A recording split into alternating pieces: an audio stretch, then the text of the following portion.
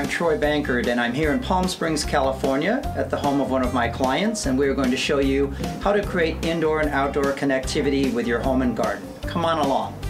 Hi. Hey, how are you? Welcome back. Thank you. What do you think? What do you think? I love it. Yeah? I love it. It's amazing. It just looks so spacious. Of course, I love the fire pit.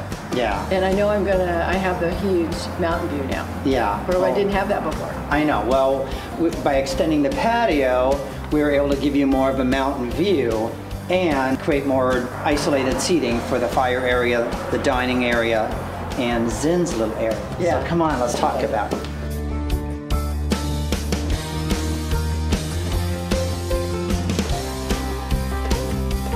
So originally, you know, this area was just this rectilinear slab, and so you really didn't have much of a view.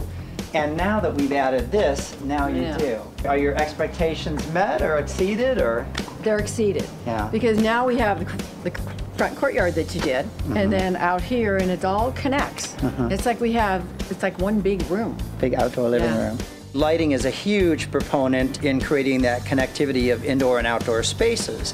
And when you do your lighting in layers of uplighting and downlighting, it creates more of a layered look like you have in your home with your lamps and your overhead lighting and your task lighting. So that'll be our next step. And once we get the lighting out here, it'll be just like an outdoor living room.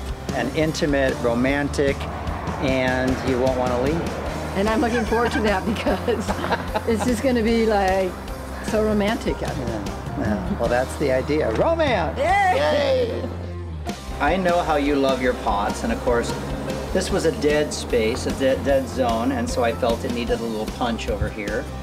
And I know how you love your succulents, so I've created, you know, a little mixture of textures and colors, and given you a little yellow and orange to tie the inside of the house in with the outside. What do you think? I love them. I think they're beautiful. I think this pot kind of mimics the fire pit. And I love the shape of this one, and I love the white. I like white.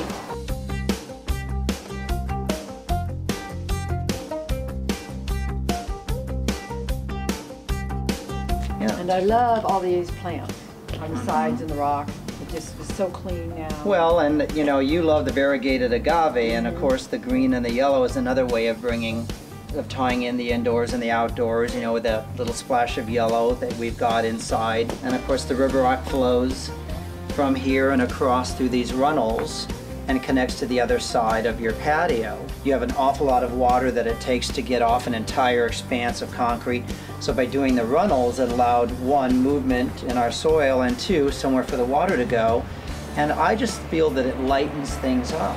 When I was asked to do a patio extension for this outdoor space by my clients, I went off the lines of the architecture as a starting point. I love these groovy, angular parapet walls that come down within the structure of the home, and came off of that and created this beautiful angle onto the ground. When we hired Troy, the things that we wanted out here was the extension of the patio and more room, but we wanted it a little contemporary. We wanted it to look like Palm Springs. We wanted to he designed our courtyard, and I wanted to bring all this together with the inside of the house.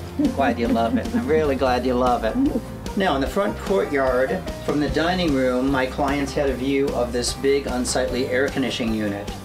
So I looked at that as an opportunity to create something really interesting and dynamic. So we took concrete block, turned it on its side, so we ended up with these perforations.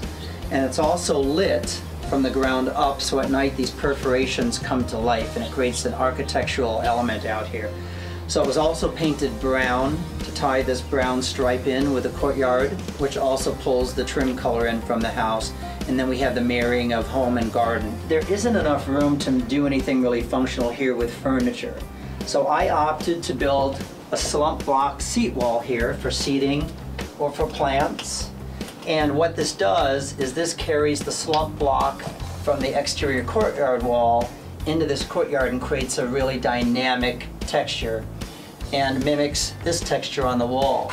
Also, you know, I could have installed this in a straight line, but I played up the angles to create some interest in the space and the angular gate.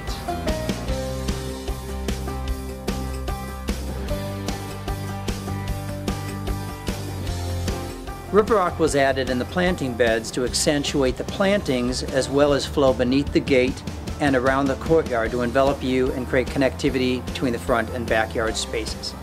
So now you can see there are plenty of ways of creating indoor and outdoor connectivity in your own home and garden, and using color was just one example in this front courtyard. So hopefully you've been inspired to create your own indoor and outdoor sanctuary. Thanks for joining me.